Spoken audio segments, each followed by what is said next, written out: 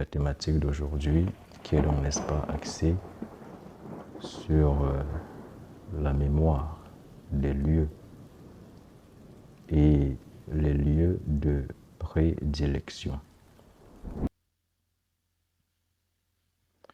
Il me semble que parmi vous, beaucoup, n'est-ce pas, ont déjà forcément entendu parler de la mémoire des lieux. C'est donc quoi la mémoire des lieux? Ce que vous devez savoir est que quand on parle de mémoire des lieux, il s'agit simplement d'un enregistrement de toutes les énergies négatives ou positives qui donc se sont condensées dans un lieu par le canal de toutes ces personnes-là ou alors de tous ceux-là qui ont vécu dans ce lieu. Donc sachez que lorsque on vous parle de l'histoire d'une maison ou alors quand on vous dit que cette maison a une histoire, nous entrons là dans la mémoire des lieux. Pour faire simple et aller terre à terre, sachez que lorsque vous prenez une maison, avant vous, il y avait déjà des personnes qui vivaient dans cette maison, avant vous. Et vous savez pertinemment que les êtres humains sont émotifs, les êtres humains sont colériques, les êtres humains sont jaloux, les êtres humains sont envieux. Pas tous. Ici, je parle de la généralité. Ce n'est pas vous que j'indexe. Alors ne vous sentez pas, s'il vous plaît, visé. Alors, il faut également comprendre que certains êtres humains ont des aspirations, certains religieuses, d'autres occultes. Alors, qu'est-ce qui se passe donc? Le logement que vous avez pris, vous avez fait acquisition d'un nouveau logement et vous intégrez ce logement, vous installez vos affaires, vous commencez à mener votre vie. Et comme je vous l'ai dit, avant vous, il y avait déjà des personnes qui vivaient dans ce logement. Et les murs de ce logement, je dis bien les murs et l'espace de ce logement s'est donc imprégné de toutes les énergies, de toutes les vibrations de toutes ces personnes qui donc ont vécu dans ce logement. Ça veut dire que si ces personnes étaient des personnes colériques, le logement s'est imprégné de ces énergies de colère. Si elles étaient des personnes conflictuelles, des personnes jalouses, des personnes envieuses, des personnes aigries, le logement s'en est imprégné. Si ces personnes ont passé leur temps, n'est-ce pas, à constater des difficultés dans tous les domaines de leur vie, blocage professionnel, instabilité sentimentale et bien d'autres encore, le logement a capté et a enregistré toutes ces énergies-là. Si ces personnes faisaient des prières, quelles qu'elles soient, le logement s'est imprégné de toutes ces prières, de toutes ces énergies. Alors, il se pourrait peut-être que vous soyez peut-être le 5e locataire ou le 14e locataire. Et si vous êtes dans le 14e locataire, ce qui voudrait donc dire qu'avant vous, il y en a eu 13 locataires. Ce qui voudrait donc dire que ce logement-là abrite donc l'énergie de ces 13 locataires. Et Et le logement va également s'imprégner de vos propres énergies. Maintenant, c'est quoi le danger ici? Le danger en est que ce logement peut donc agir positivement dans votre vie ou négativement. C'est la raison pour laquelle certains auront constaté que lorsqu'ils entrent dans certaines maisons, parfois ils se sentent bien, ils ressentent de la paisibilité, leurs activités commencent à prospérer. Ce qu'ils entreprennent réussit parfaitement. D'autres, malheureusement, quand ils intègrent un logement, c'est là où tous les problèmes commencent. Et pour même encore aller plus loin, d'autres se sont retrouvés en train de prendre des logements hantés. Des logements au sein desquels il y a eu des meurtres. Des logements au sein desquels il y a eu des drames. Mais la question qu'il faut se poser est de savoir, vous, qui donc avez pris ce logement, est-ce que vous avez pensé à purifier ce logement? Est-ce que vous avez pensé à dégager ce logement? Sachant d'ailleurs que chaque logement est habité, c'est-à-dire avant qu'un être humain ne vienne habiter dans un logement, le logement est d'abord habité par des entités. Et généralement, les entités qui habitent dans un logement sont ceux-là qu'on va donc appeler les familiers ou alors les esprits familiers. Ils sont dans tous les logements. Donc quand vous prenez un logement, sachez qu'il y a automatiquement des esprits familiers. Maintenant, qu'est-ce que vous faites de votre côté pour vous harmoniser à ces familiers qui sont déjà dans votre logement? Ce n'est pas parce que vous ne les voyez pas que cela voudrait pour autant dire qu'ils n'existent pas. Ils sont bel et bien présents dans votre logement. Et si donc vous ne voulez pas ces familiers, qu'est-ce que vous faites pour, n'est-ce pas, vous délier, vous séparer de ces familiers de sorte que vous prenez donc, n'est-ce pas, pleinement autorité de votre logement?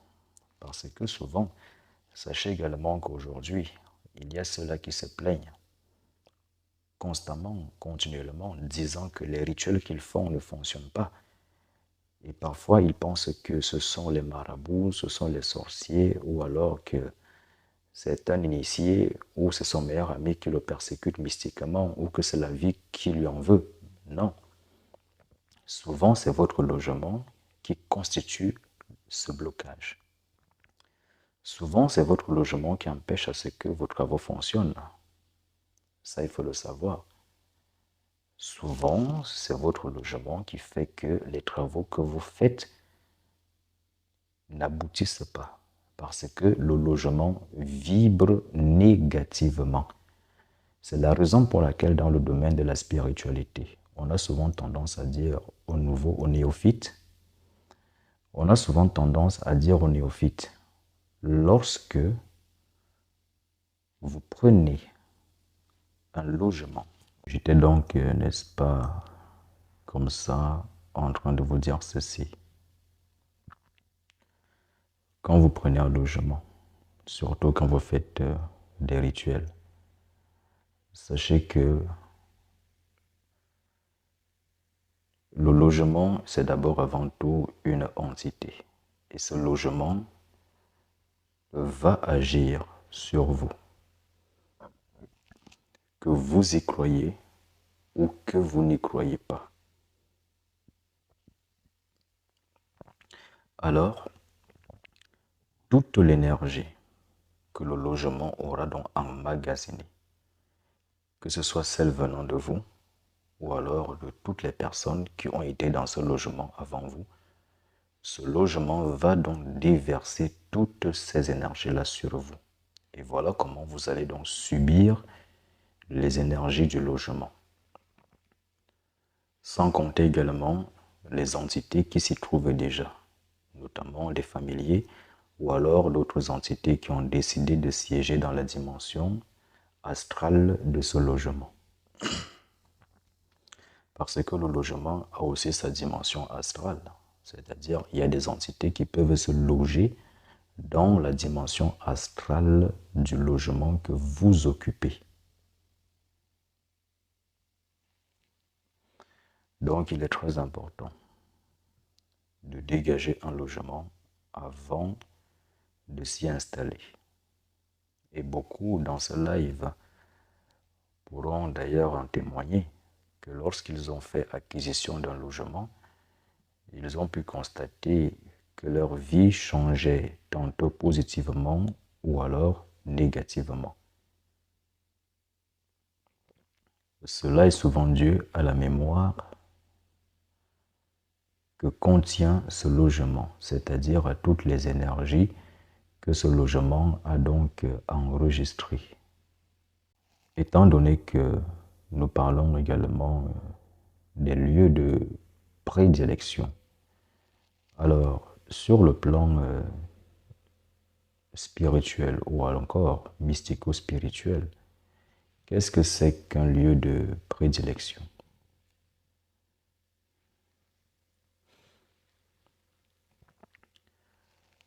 Le lieu de prédilection n'est rien d'autre qu'un espace qui, n'est-ce pas, est en harmonie avec votre énergie, votre vibration. C'est la raison pour laquelle certains auront donc constaté que parfois, quand ils vont dans certaines villes, alors leurs affaires commencent automatiquement à prospérer. Ou alors quand ils se déplacent pour aller dans un autre pays, leurs activités commencent à prospérer. D'autres peuvent également constater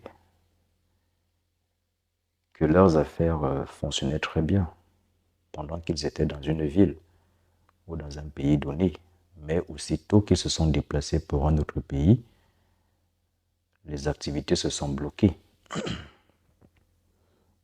C'est pour cela qu'on parle donc des lieux de prédilection.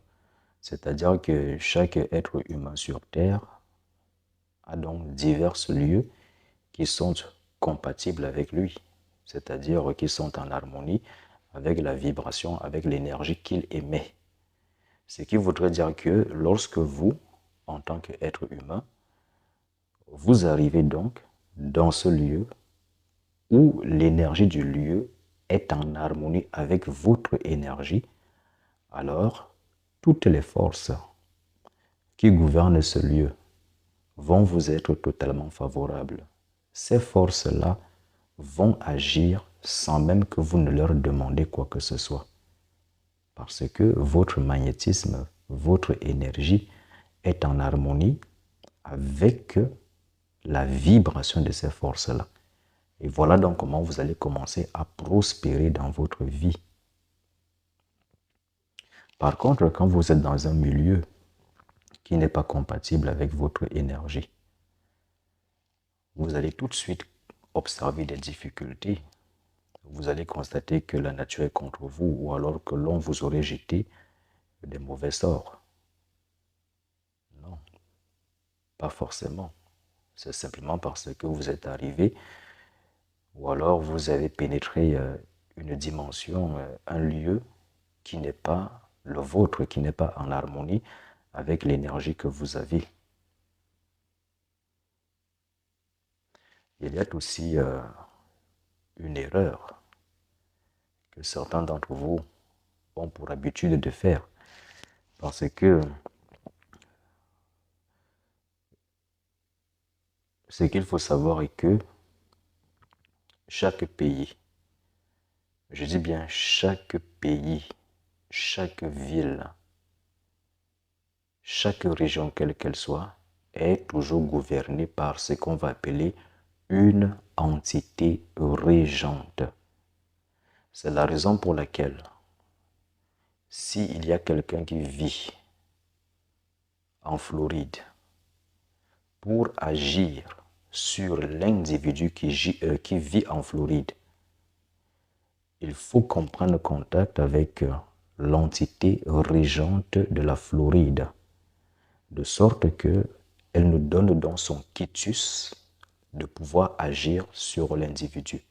Auquel cas, il y a de fortes possibilités que l'énergie que vous allez propulser soit donc interceptée. C'est d'ailleurs la raison pour laquelle certains qui vont consulter des marabouts ou encore ceux-là qui sont encore en phase d'apprentissage, parfois ils vont faire des rituels avec toute leur bonne volonté sans pour autant obtenir gain de cause. Sans pour autant obtenir gain de cause parce que ils ont été sincères dans leur démarche. La personne a fait ses rituels, elle a tout fait, mais sauf que l'énergie, elle a été interceptée. Et il en est de même également lorsque l'on vous envoie des produits mystiques, des produits spirituels. On peut vous envoyer un très bon produit spirituel. Il est très bon, le produit. Mais sauf que la personne qui a envoyé ce produit spirituel, peut-être elle n'avait pas encore pris connaissance de certains secrets ou alors de certaines réalités occultes. Elle n'a donc pas protégé le produit et le produit donc, au cours de son envoi ou alors au cours de son acheminement, il se peut que ce produit soit donc totalement détruit pendant son trajet par d'autres entités. Parce que, comme je vous l'avais déjà dit, il n'existe pas d'espace qui soit vide. Les entités sont partout. Et voilà donc comment votre produit peut donc, n'est-ce pas, être amoindri en puissance ou alors totalement dénué de toute sa puissance. Et quand vous recevez le produit chez vous, vous allez l'utiliser et vous n'allez pas avoir de résultat et vous allez dire qu'on vous a arnaqué. Non, parfois on ne vous a pas arnaqué. C'est juste que la personne, elle avait fait le nécessaire. Elle a envoyé le produit. Mais pendant le trajet, ce produit a été démagnétisé par d'autres forces. C'est pour cela que je parle d'interception d'énergie. L'énergie peut être interceptée. L'énergie peut être interceptée. C'est ce qui explique le pourquoi, lorsque on fait des travaux à une personne à distance qui se trouve dans une autre ville, dans un autre pays, il faut prendre contact avec l'entité régente ou alors le gardien de la ville pour, n'est-ce pas, pouvoir atteindre celui que l'on veut atteindre. Ceci est une première possibilité. Cependant, si l'on est plus puissant que l'entité en question, ici, il n'y a pas besoin de négociation. Vous pouvez simplement assujettir l'entité et faire ce que vous voulez. Mais ceci est un autre niveau spirituel parce que là, vous devez avoir ce qu'on appelle le pouvoir de commandement. Et vous devez, n'est-ce pas, avoir une très grande force spirituelle et un très grand pouvoir de domination sur les forces spirituelles. Mais si vous n'avez pas tout cela, vous êtes obligé de passer par la négociation. Bien d'entre vous, vous faites beaucoup d'erreurs. Vous allez habiter dans une nouvelle ville. Et vous ne prenez même pas le temps de vous présenter aux esprits de la ville. Vous entrez là comme si c'était chez vous. Et ensuite, vous vous plaignez que les choses vont mal. Quand vous arrivez dans une ville, il faut vous présenter aux esprits de la ville, à l'entité régente de la ville. Il faut vous présenter. Il faut vous présenter. Il me semble que vous avez déjà vu certains chefs religieux que lorsqu'ils arrivent dans un pays, ils prennent le temps de saluer la terre de ce pays. Ce n'est pas anodin. Ce n'est pas anodin quand ils le font.